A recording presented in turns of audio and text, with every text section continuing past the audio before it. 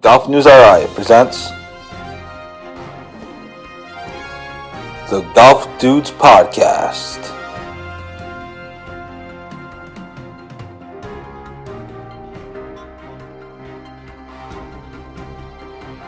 Here are the dudes.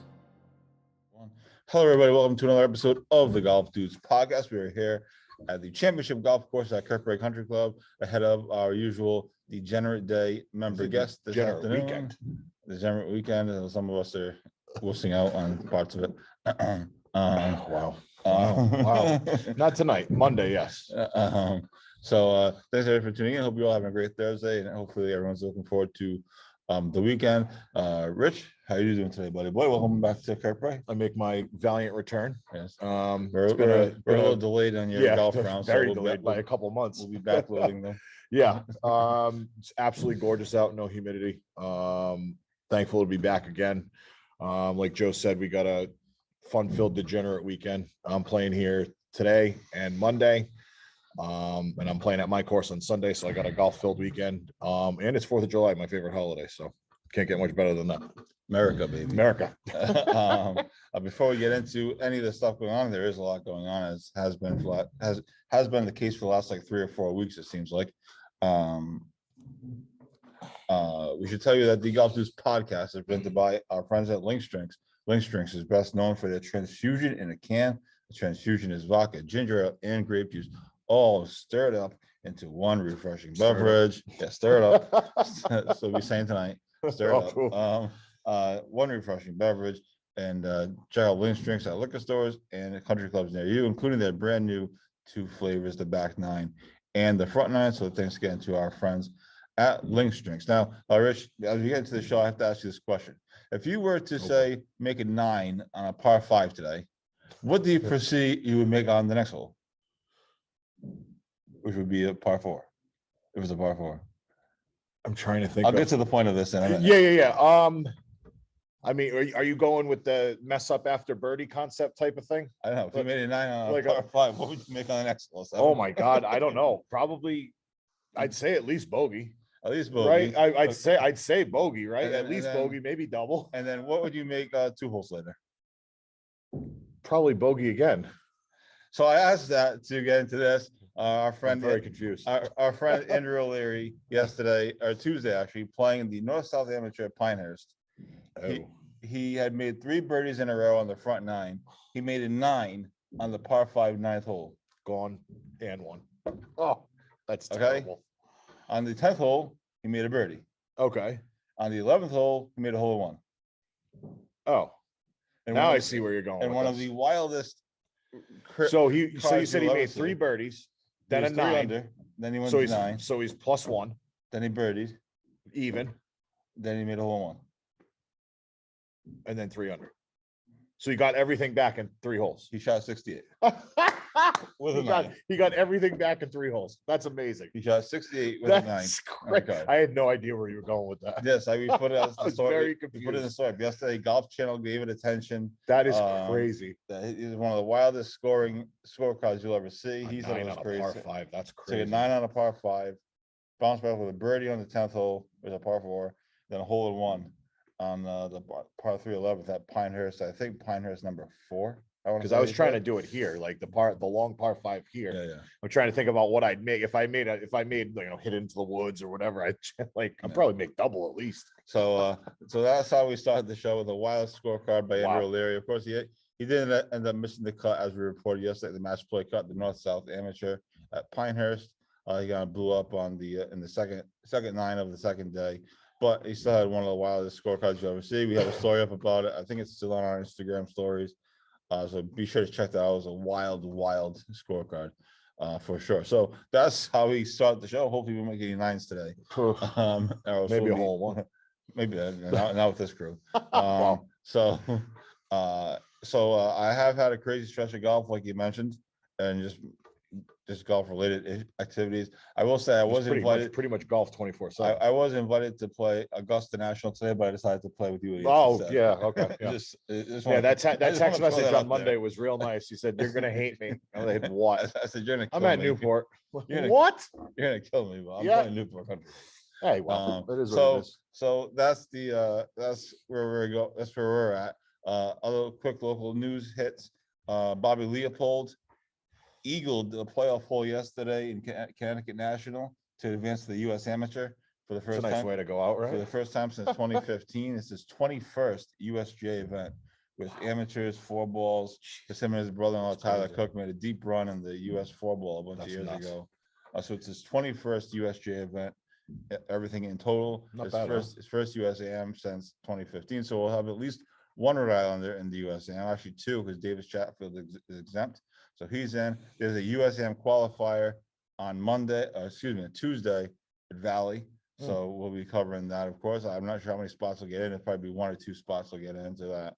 Usually it's not as big as the US Open qualifiers or anything like that. Usually it's pretty small field. So I think in the Connecticut National one, only 2 guys got in. Bobby Leopold had to be in a playoff for the second spot. So That he means chipped in free to win it. So that means Connecticut National is going to be in pristine condition right Bobby now. said it was an amazing condition. Because Joe Sargo, he played there last year, and I think there was a qualifier there last year, and he said the greens were glass, like even harder than here.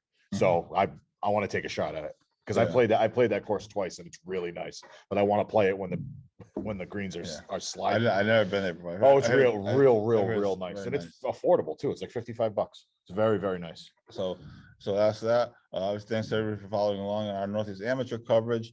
Dylan Minetti set the tournament scoring record at 19 under on Saturday at Wanamoyce. He shot 62, 64, 64. So much for a And new then, course, he, eh? and then he slacked off for the 67 Oh, in the geez. final round because he had an 11-shot lead.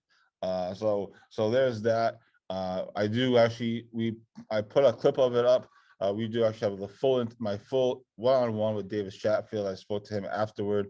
I got a one-on-one interview with Davis, his final Northeast Amateur. And so let's hit on that now. This is me and Davis Chatfield one-on-one.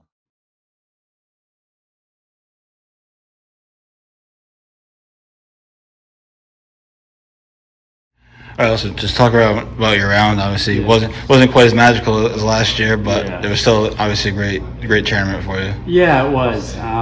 Just couldn't really get anything going the first couple rounds. Luckily, I made a couple putts in the back nine today, so I could still salvage a decent tournament, even though I felt like a lot went my way, and I could have made more out of it, but it's just how golf is sometimes, and you got to just make the most of what you give it. So. Well, it was tough when Dylan was running away with it from pretty much round 2, shooting ridiculous numbers. Yeah, I mean, after the second round, I figured it was probably his. He's playing so well, and I've never seen those numbers shot by anyone out here, so it's pretty special what he's doing, but it's great to see. Yeah. What did you think of the Ymwa Changes? Obviously, they went through a massive renovation. What as a member and someone that plays there often, what were your thoughts on the changes? I mean, I think it's on paper it's supposed to play tougher. The scores would say otherwise this week, but just visually, for someone like me, like it makes everything more in play. Like the bunkers, they pinched in some fairways, made some mounds. So I think it's awesome what they did, and moving forward, it's only going to get better. For you personally, what's next? Obviously, college is over, unfortunately. Yeah. Believe me, I went to college a long time ago. College is over. What's next for you personally? The amateur circuit this summer? Yeah, I'm doing a bunch of amateur stuff. So I'll do the Southern Am. I'll go from there to the Pac Coast, and I have Western and US Am. And then after that, I'll turn pro. So yeah, it's sad that it's my last circuit. It's sad that it's my last Northeast, but gonna move on eventually. Yeah, turning pro, is that you have something in mind? Are you looking for Corn Ferry? I mean, obviously it's Corn Ferry. Yeah, right now the plan is to do Corn Ferry Q School in September. Yeah. I gotta pick a site first. I haven't done that yet, but I'm trying to just get through the summer first and then think about that after. But Yeah, that's the plan right now, to do Corn Ferry Q School anyways. You brought it up. I was going to ask you if this was your last one, and you just said that it was. Talk about being able to play the Northeast Amateur for 4 years plus, whatever it's been, at your home course, and the emotions and the thoughts that kind of I think this go is into number that.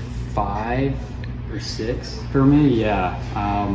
Yeah, it's been great. I mean, this membership, like they put so much into it, and they love this tournament so much. They mark it off every year as the most fun week of the year, and never disappoint. So I'm just thankful for the membership, the staff, everyone that puts this tournament together. It's awesome.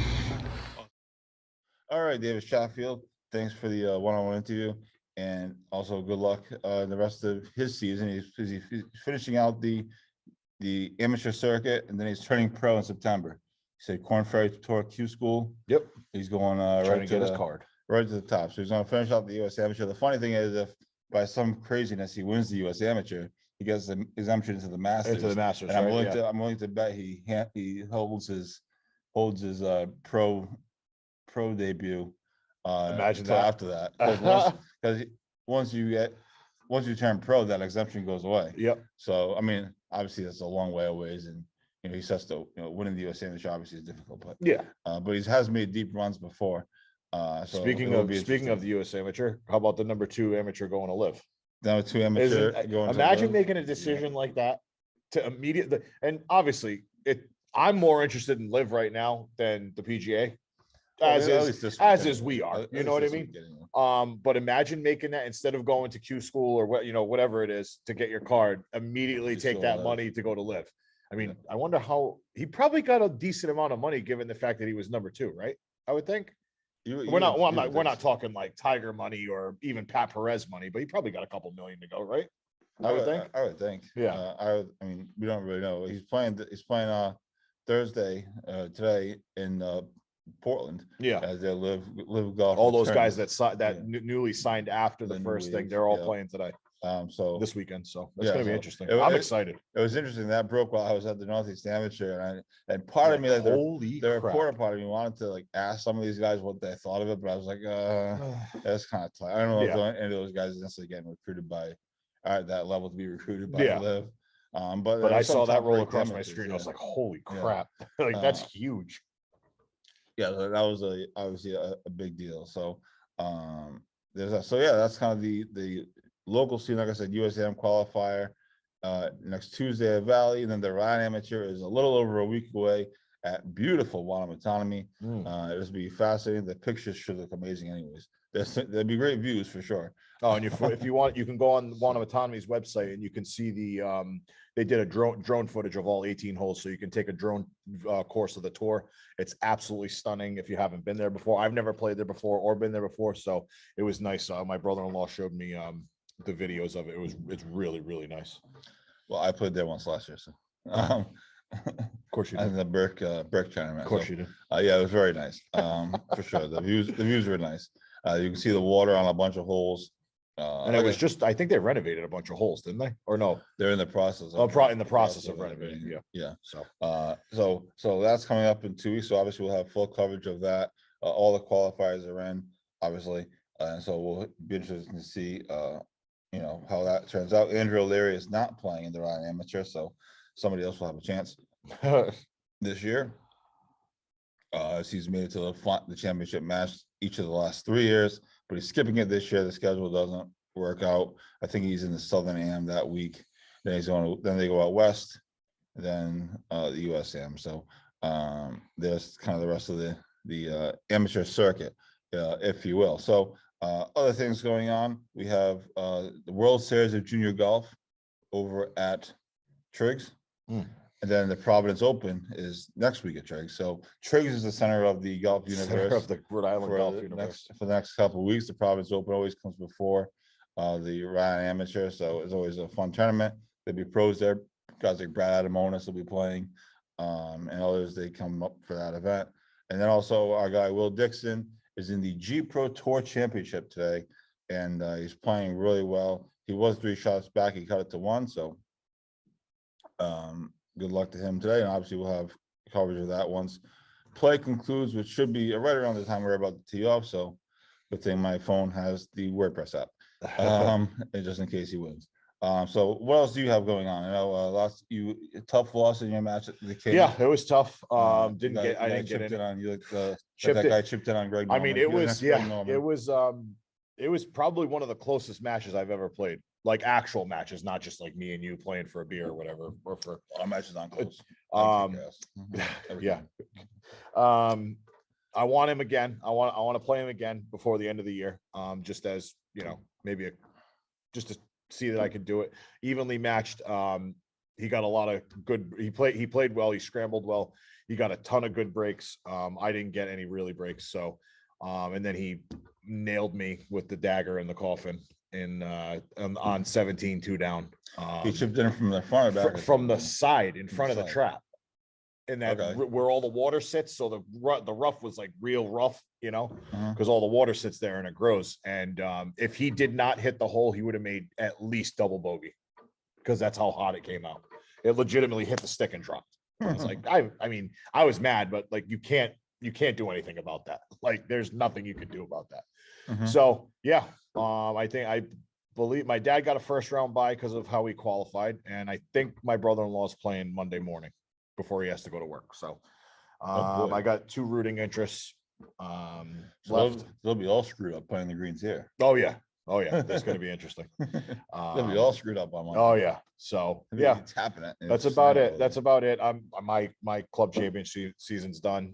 We got this. We got Monday. We got another couple member guests here, whatever.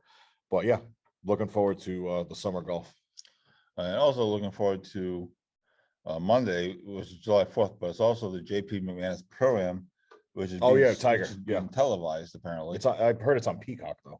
Oh yes, it's on Peacock. So it's technically not being The golf televised. channel's going to show it at 7:00. Which It's so. It's right about the time I'll be sitting down ready to just sit and watch TV for the rest of the night after that. After that we day. go absolutely bonkers. So that'll be exciting. Interesting to see how Tiger looks and others as well. So a lot's going on. I also finally started the Rhode Amateur Series podcast yesterday with Harry Dessel. It was a great interview. Check that out as I'm trying to cram a bunch of You haven't had a busy month yet. I don't do anything. I just sit. You do not have drink. a busy month at all. Yeah.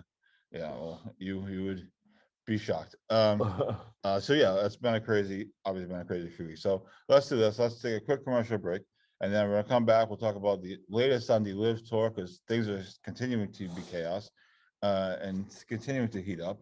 And again, they're coming to Boston in September. I'm excited. We'll do some PGA Tour stuff, as well as the John Deere Classic is underway, and it's not a terrific field. All these guys are going over season already. Yeah, to play the JP McManus thing. So we'll get into all that coming up. This is the Golf Dudes podcast. Billy Andre joins the show. Billy, thanks so much for doing this, and we appreciate you taking the time. Well, thank you. Thanks for having me. I'm excited. I'm very excited to be joined by an 11-time Emmy Award winner, and that is Armin Katayan. Massachusetts Women's Amateur Champion Allison Paik.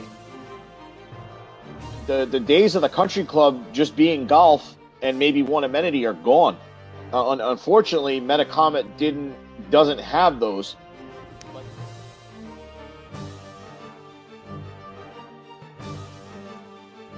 He has a very rare condition called kyphoscoliotic Ehlers-Danlos syndrome. And at the time of diagnosis, there was only 60 documented cases in the world. I mean, we legitimately played the last 4 holes at Newport National. You could not see 50 yards.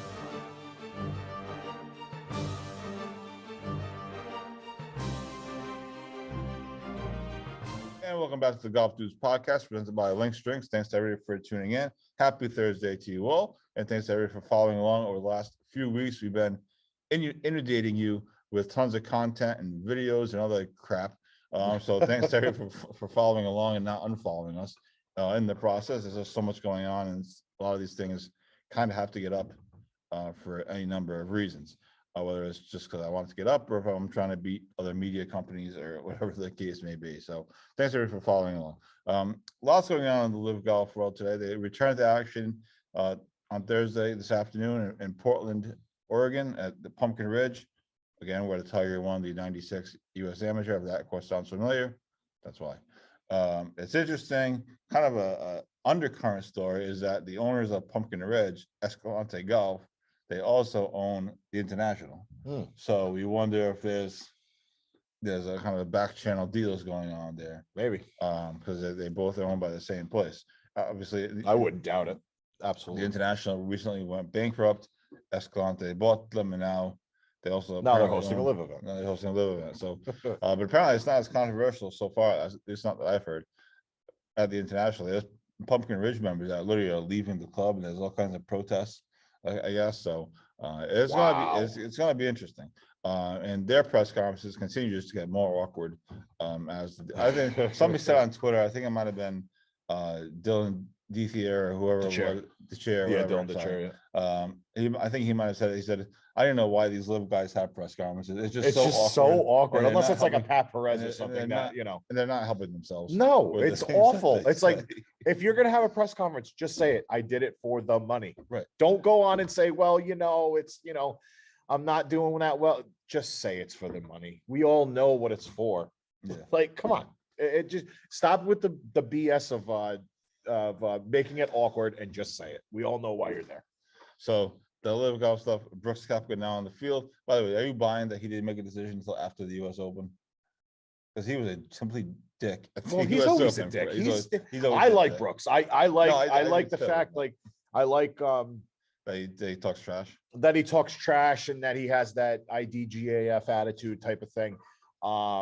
I like it. I think he's a good player. I don't always like it, but I'm a fan of Brooks. No, I think that if the US Open wasn't at the time it was, he would have joined the first event. Right. So no, I think he told them, he's like, listen, I want to focus on the US Open, and then I'm gonna do my release from the PGA. So Yeah, so that was interesting. I said he was a complete dick in his press conference, but that's okay. I wanted to ask him a question about Stan Blue because when he came here for the Masters Amateur, he actually lived with Stan, but he was being such a dick. I'm like, yeah, never mind. We'll leave that Yeah. aside. yeah, that's not really the time. What do you think of the team? I mean, Bryson DeChambeau obviously not playing. They're all captains. I guess they're the same teams as last year or last week. Not Yeah. last year. Last Last event, yeah. I like it. The fact that the PGA scrambling right now, they're adding that off-season fall series instead of doing the wraparound season They're next doing year. the same thing as the Live Golf. Yeah, which is cool because it's like something else. The PGA is the PGA, and then you do the wraparound. No, it's not a wraparound anymore. Now it's the fall series. I think it's like top 50, I think, or something like that. Top 75, 50, Something whatever like it is. that. And magically they found money. So all the purses are increasing. So the balls are to the fire now. The PGA is noticing that there's interest. All these guys, Bryson. I mean, I love Pat Perez, my boy Pat Perez. I love him. The PGA is noticing, and now they're magically finding money and looking for ways to counteract what Liv's doing. So, And Live Golf guys have been bashing him in their press conference. Pat Perez, I think, said yesterday. oh yeah, it was suddenly the purses are incring on the PGA Tour. yeah, I it's wonder amazing. why. They found money. That's exactly what they so- said. So I'm excited. I love golf. But I must say the same old crap with the PGA is kind of getting slightly boring besides the majors. You know what I mean? I know they have like WGC and all that stuff. They have that one team event, the Zurich. I think they should have probably two. One in the beginning of the season, one towards the middle. I think just to spice it up, because we're not like the same stroke play stuff is just getting very, very boring. So I like the whole team aspect of the list. It was a good finish, exciting finish to the Travelers. Oh, but the Travelers is the Travelers though. That's just one of the elite tournaments of the year. And my boy Sahith, how about that bunker? That bunker was a bitch. Yeah, I felt so bad for him. That was a bad break. Obviously, you put it there, but it was As still a bad soon as the break. club hit the thing, his shoulders were like this. I You felt knew- so you- bad. You knew it was over. Yeah. Yeah, it was an exciting finish to the Travelers, and now they're on to John Deere, and then over to St. Andrews. Jesus, that's in 2 weeks, huh? Which should be a lot of fun. So yes, it's the same week as our amateur, so that'll be a busy week. Yeah. Another busy week. Do you think Jay Monahan says he did, but do you think he underestimated or didn't take the live golf thing seriously? 170,000%. That's Yeah. why he's scrambling right now. He's in that boardroom every day, probably scrambling, trying to figure out new ways. And now he's probably all of a sudden listening to the players. Like Pat Perez said, they don't listen to the players about whether it's purses, whether it's about playing the game, the rules, all that stuff. JT with the whole drain situation, like you're going to start to see a lot of rules start changing now because of this whole thing. Because Monahan's going to think, oh, if I don't change this stuff, there's a good chance that I may lose a Justin Thomas or not a Rory, but like a Justin Thomas caliber type of player. Maybe like a Spieth or like I can't even think right now. But like if they don't change and they don't listen to the players, they're going to lose them. So what you're saying is Liv is winning because all those guys. That's Of what course. Mickelson said. He's like, this is a chance to have leverage on the PGA Tour, and so Liv is Mickelson was not winning. wrong. It was Liv an is awkward actually press conference, an awkward pre him going to Live statement. Terrible statement. When he first said it, but he's not wrong. Like everybody was like, oh no, Phil's just mad. He lost all of his money gambling, all that stuff. No, he's right. All these guys are right, and it's all coming out, and he's scared. So that's what the Pro Golf World is, folks. Shambles. Feel free to join in. I think the other change that's going to be made eventually is that PGA Tour U rankings. I think you're going to see, which again I follow because of the locals. I think you're going to see the top 5 players go right to the PGA Tour. Well, he said they opened up an extra 20 or 30 cards, right? For starting for next year. Yeah. So there it is right there. Change. I'm pretty sure they've been pushing for, because they're seeing now if they lose the amateur, if the amateurs go right to Live, yeah, and they lose the amateur pipeline, they have to. Somebody wrote an article. That's what the PGA has too. Everybody's got to realize that too. That's all PGA stuff. Somebody wrote an article the other day. They said that the PGA Tour has to do better in connecting with the college kids. You have to get the college kids kind of right in. These kids don't want to travel. They want to travel, but they don't want to. They can't afford it. They want Sometimes, the top. So I think the top 5 spots, I bet, on the PGA Tour U, whether it's next year or the year after, will go right to the PGA Tour, and then the other spots will probably go to the Corn Ferry or some combination of that. So, but I mean, just look at that's another thing. The fact that they opened up another, I don't know the exact number. I think it was 20. They opened up an extra 20 qualifying spots for kids to get their card next year because they're losing everyone. So, now granted, like the Poulters and the Schwartzels and the Sergios, they're eventually going to probably move to the Champions Tour. So they're going to, they can't now. That was the thought, you know what I mean? So you were going to lose them anyways. But they got to get more kids in there. And now, especially with the number 2 amateur going, that has to scare the crap out of Monahan. Now other amateurs, maybe like the 10th or 11th place kid is like, may as well make that paycheck. Right. I'm not going to make any money on the PGA unless I'm like Matthew Wolf or what's his face, Victor Hovland winning right off the bat. So I may as well take the money now. You know what I mean? So, and the odds are better winning on Live too. So, yeah. So it's I like it. I love the chaos. It's amazing. Do you think the chaos itself is good for golf in general? Or do you think As far as what? As far as this is the competitiveness between the leagues, the pettiness between the leagues. And let's be honest.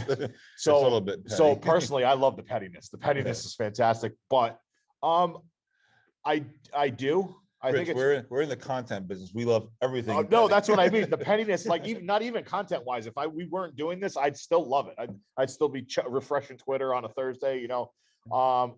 I like it. I think I'm trying to think if it's actually growing the game or it's like just being petty BS between businesses.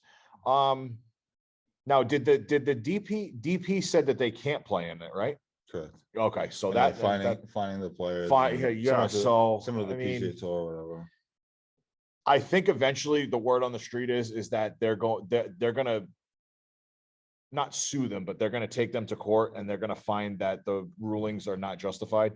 The bans are not justified. Right. I think so. That might take a little time, but Yeah, I think I do think it's good for golf. The pettiness is awesome. The fact that we can go about our lives, go to work, play golf, and watch live at the same time, and then still be able to catch the final round of whatever PGA events on Sunday is very, very good. So it's not like they completely blocked the PGA out. It's Thursday, Friday, Saturday. So and it's done by what, 2 o'clock, 3 o'clock on a week on a Saturday. So Yeah, it's done. It's a shotgun start. it's a shotgun start. They're done by like 2 o'clock, and then you have the rest of the night to watch the PGA. So it's not really, they didn't really sabotage the PGA, so it's not too bad. Today's the last day for the naming rights to the Dunkin' Donuts Center. Oh, So really? different, That's yeah. right. I forgot about that. Wow. Yep. So yeah, so we'll see what That'd be interesting, huh? what it gets named. Maybe the new sponsor will buy a new roof. How embarrassing that night was. Yeah. Well. Oh, what an embarrassment that night was. There's been a few nights, but keep an eye on that. I'm not going to spill the beans here, but I might have some inside information. Well, you probably do. And who's bidding to get name rights, but we'll leave that for another time. So yeah, that's what's going on locally. There's a lot going on, obviously. Check out the Ymwa Series podcast. I'm hoping to crank more out over the next few days. Obviously, I'm a little behind with being at the US Open and then the Northeast Amateur the next week. So trying to get a few episodes in, and a lot of the kids that are playing the Amateur are playing in the World Series of Junior Golf this week. So that's out for 3 days or so. So we'll see. So that's kind of what's going on in the golf world. We're getting ready to go play a golf tournament, play disgracefully, I might add. Maybe we'll get a win. I'm just gonna say we're gonna go out and win a golf tournament. Come on, let's go. If we get a victory, will there be a drunken victory podcast? I think there's gonna be drunk no matter what. But yes, maybe, possibly, at least a hit, maybe. So we'll let you know how it's going. We'll see. I've been playing. I played twice in a row. I played 2 days. I got some swings in. I struggled mightily. It's tough. It's tough when you don't play. I mean, I try to play at least once a week, sometimes twice, and it's still a struggle. But I can only imagine coming off cold after 2.5 weeks. Just the last 2 weeks, it's been insane. Yeah. But I generally do play. Yeah. I play 2 or 3 times a week. I play 4 times a week. It's just the last 2 weeks, just kind of how the cards unfolded. That was like last year with the thing being here. The amateur. Yeah. Just kind of how the schedule unfolded with the US Open, and then I had no expectations of actually going to the US Open, but I did. And then the Northeast Amateur the week after. I was like, all right. So that's what's going on. Obviously, continue to follow us all weekend long, and also look out for some fun Instagram content from today and the other stuff. We'll try to put some fun videos up once in a while and do something funny. We'll get Rich making a 9, and then the whole that's messed up. Yeah. It's not good team chemistry there, Joe. Yeah, well, so that's what we have. This is the Golf Dudes podcast. Thanks everybody for tuning in. We will talk to you throughout the week. Obviously, we're keeping an eye on everything going on in the golf world, the World Juniors, the World Series of Junior Golf. I always screw that up. Will Dixon, other things going on across the golf world as well. So hope everyone has a great week. We'll talk to you throughout the weekend. And happy July 4th to everybody. Hope everyone's went out for a nice cookout. And let's make a par on 14. How about that? A few dogs, a few brewskis. Few. Not Teddy brewskis. Not and nice. some other stuff. Debauchery. And have some links drinks also. Oh, yeah. So we'll talk to you guys all later. Thanks everybody for following along. And we will see you next week when we preview the Uriah Amateur. And Lord knows what the golf worlds will look like next week. So hope everyone has a great day. Hope everyone has a great weekend. This is the Golf Dudes podcast.